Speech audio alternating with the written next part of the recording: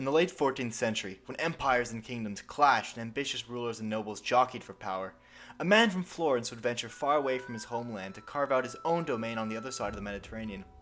This is the tale of Nerio I Acciaioli, a remarkable figure who managed to become the Duke of Athens. Welcome to the Henricus YouTube channel, and thank you for joining us as we dive into the reign of Nerio I Acciaioli, a statesman, military leader, and visionary ruler.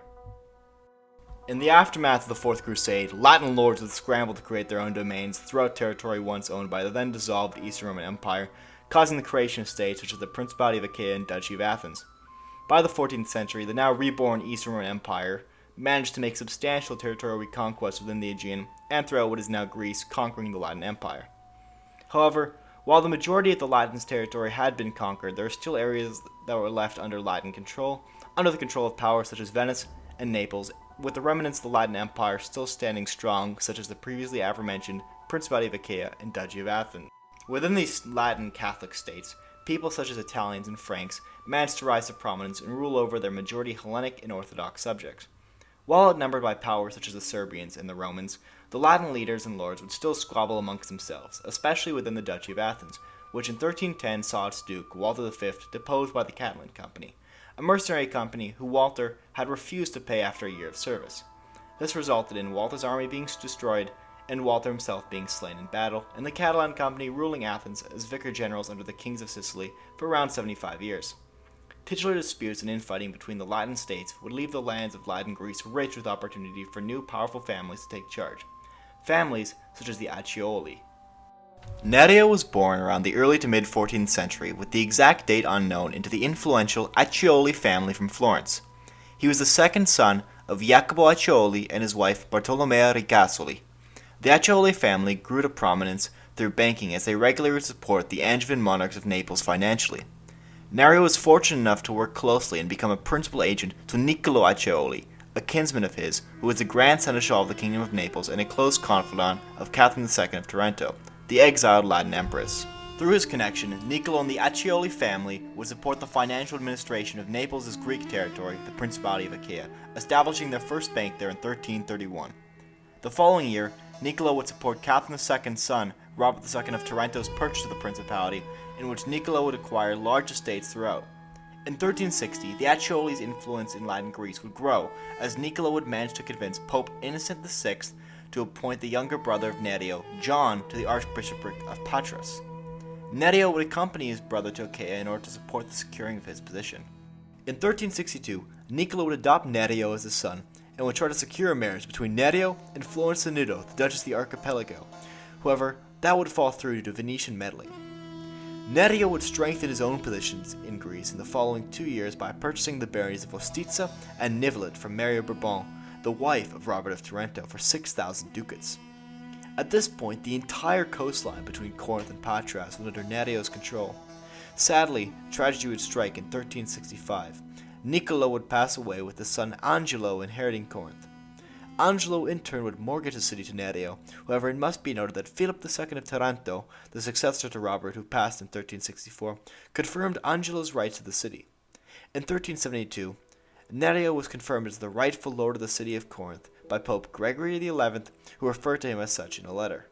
The following year, in 1373, Nerio would gain the support of Queen Joanna I of Naples, who had gained ownership of Achaia following the death of Philip II. That same year, the neighboring Duchy of Athens saw internal turmoil as the Catalans ruling it under Matthew of Peralta were in dispute with the officials sent by King Frederick III the Simple of Sicily to administer it. While ruling the duchy directly, the Catalan vicar generals still recognized the King of Sicily as suzerain.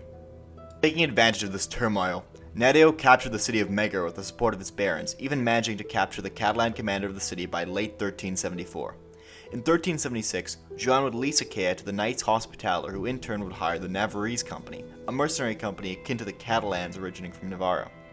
Seeking to improve his position, Nerio would contact Juan de Urtubia, persuading him to join him in his invasion of Athens in early 1379. The Navarrese would make their way to Thebes, besieging the city. Supporting Nerio, the burghers of Thebes convinced the defenders to surrender, and by June 1379, Thebes was under Navarrese control. The following year would see the Catalans call a general council under their vicar general Louis Fadrique, accepting the overship of Peter IV, the current king of Aragon. The same year, the Navarrese would capture the city of Lividea. Around this time, Nerio would marry Agnes of Acciaioli, the daughter of a Venetian burgher from Euboea, of whom he would sire 2 daughters with. Realizing the Navarrese were getting too powerful and were now starting to pose a threat as they made their way towards Corinth, Nerio would sign a treaty of peace with Philip d'Aumale, the new Catalan vicar general, in 1382. The same year, he made an alliance with Theodore I Palaiologos, the despot of Morea, against the Navarrese, in addition to negotiating military action against the Turks with the Venetians in Euboea following Turkish raids on the Greek coast. In 1385, Nerio's troops would occupy most of Attica and Boeotia, with his army making its way towards Athens. Nerio's troops would be able to secure and capture the lower town of Athens, however the defenders still held out within the Acropolis. At the same time, Nerio would send troops to capture Thebes from the Navarrese. At this time, with the majority of the duchy secure, Nerio would style himself as Lord of the Castle and See of Corinth, the Duchy of Athens, and their dependencies.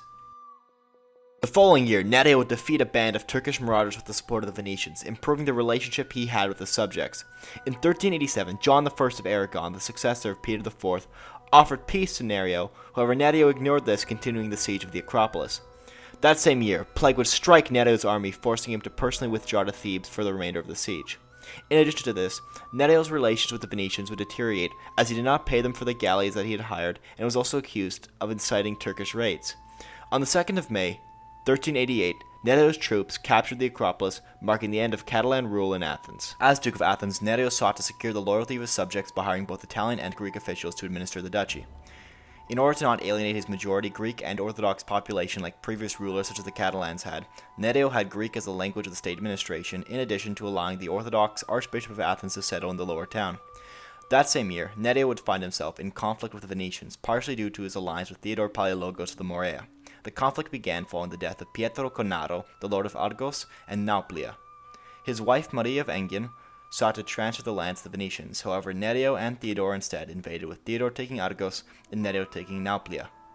In December of that year, Maria would successfully sell the towns to the Venetians, who sent forces with the support of Paolo Foscari, the then Archbishop of Patras, to take the towns.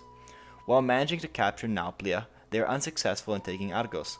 In 1389, San Superan, the Navarrese commander, would invite Nerio for negotiations in Vostitza. However, Nerio would instead be captured and imprisoned in Lustrina. Thank you everybody for watching this video on the life and reign of Nerio Acciaioli. All the sources used to make this video are on screen right now and will be posted in the description. I really enjoyed making this video, it was a lot of fun, and I'm currently in the works for a second part of this video on the final years of Nerio's life. In addition to what I find to be a very interesting succession crisis that comes up after his death. Now, I want to make it clear I wasn't actually originally planning on making this a two-parter. However, due to some unforeseen personal issues, I had to cut this video short, as I'm also moving back into uni and won't have access to this computer which was used to make the video. Again, I'd like to thank you all so much for watching, and I humbly ask you to stay tuned, as I will be posting updates on the progress of future videos, and we'll be making an Instagram soon where I'll talk about travels in addition to showcasing what I'm working on. This is Henricus. I want to thank you all again. Goodbye, and I wish you all a great week.